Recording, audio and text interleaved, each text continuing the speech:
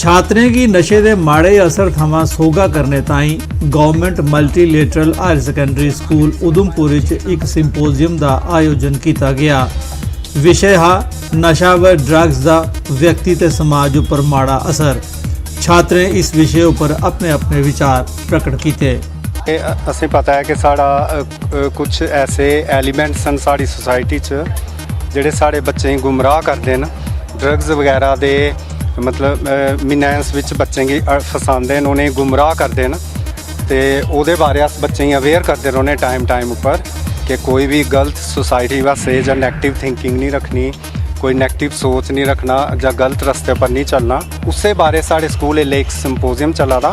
साढ़े वर्दी director school education Jammu जेह्ड़े उ'नें एक सैल बनाए दा ड्रग डिडिक्शन उपर, ओह्दा एक चार्ट बने दा है। ओह्दे अकॉर्डिंग अस टाइम टू टाइम इवेंट करते रौह्ने। साबका प्रधानमंत्री सुरगवासी राजीव गांधी उनके 76वें जन्म दिहाड़े उपर ब्लॉक कांग्रेस कमेटी कठुआ के कार्यकर्ताएं आसिया एक श्रद्धांजलि समारोह आयोजित किया गया। ब्लॉक प्रेजिडेंट रविंदरपाल सिंह ते कार्यकर्ताएं राजीव गांधी उनकी तस्वीर उपर फुल चाढ़िए श्रद्धांजलि दी ते उनकी उपलब्धियों उपर लो पाई। अज असी सारे इत्थे कांग्रेस ब्लॉक कमेटी तरफों श्री राजीव गांधी का 75वां जन्म दिवस मना रहे हैं। और अज मैं समझदा कि राजीव गांधी जी को सच्ची श्रद्धांजलि ये है कि जिहड़े उन्होंने काम किए उस अपने टाइम जिसले वो प्रधानमंत्री से पहला एक तो उन्होंने IT की गल की, इन्फॉर्मेशन टैक्नोलॉजी की, और उस वेले हिंदुस्तान बड़ी जरूरत सी और वो इन्फॉर्मेशन टैक्नोलॉजी हिंदुस्तान च लियांदी। और अज जिहड़े लोग मोबाइल पकड़ के कंप्यूटर लैके काम कर रहे हैं, ये उनकी देन है।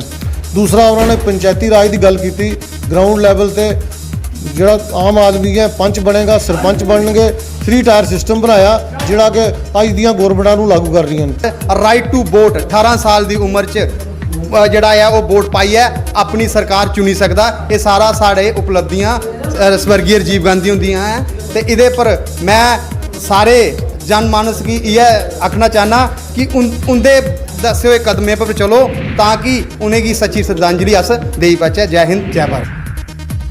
पुंछ जिले की मंडी तहसील के धड़ा ते फतेहपुर सने 5 ग्राएं के लोकें की पुलस्त नदी उपर पुल नहीं होने करी बड़ी मुश्किल का सामना करने पवारदा है। खास करिए बरसाती लोग जान तली उपर रखिए नदी पार करने की मजबूर होंदे न।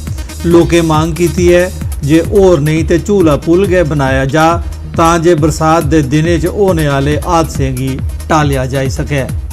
बड़ी मुश्किल ना काम होना इधर, बहुत परेशानी है। बारिश ने टाइम कोई पार बंदे रोके जाने, अच्छा रोटी नहीं, बड़ी परेशानी है। भुखे 2 दिन भर दरिया कटना ना, फिर चढ़ने रात वो भी रस्सा सटी बंदे की रात जानी, बहुत परेशानी है इधर। पशु वगैरह वो बाहर जा छोड़े, अच्छा शामी अगर बारिश हो जाए वो भी सारे पशु भी पार नहीं पहुँची सकने रात, बहुत मुश्किल ना काम है।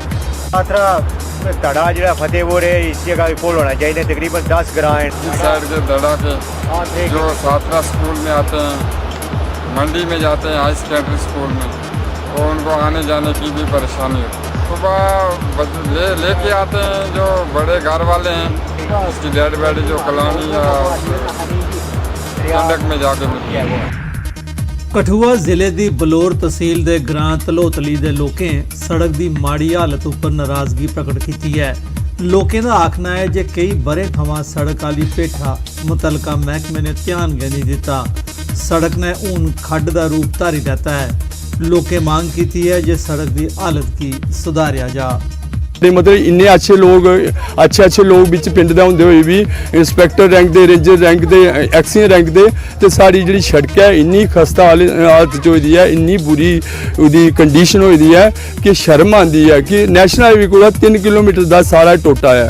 जिहड़ा मेन काम है सारे रिश्तेदार आंदे ने, इन्नी शर्म आंदी है। जम्मू, दिल्ली, कलकत्ता, बंबे हर जगह साड़ियां रिश्तेदारियां ने।